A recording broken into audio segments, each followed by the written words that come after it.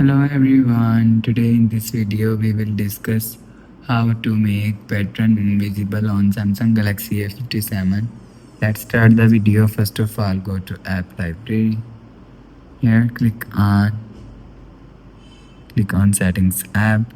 Now in setting, scroll down and click on security and privacy.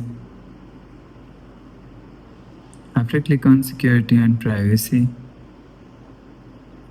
click on more security settings. Click on secure folder. After click on secure folder, you will see make pattern visible is here. If you want to invisible make pattern, so turn off this button. After turn off this button, make pattern visible is invisible.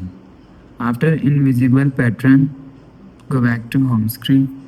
So that's how you can make pattern invisible on Samsung Galaxy A57. If you like the video, please subscribe. Thanks for watching.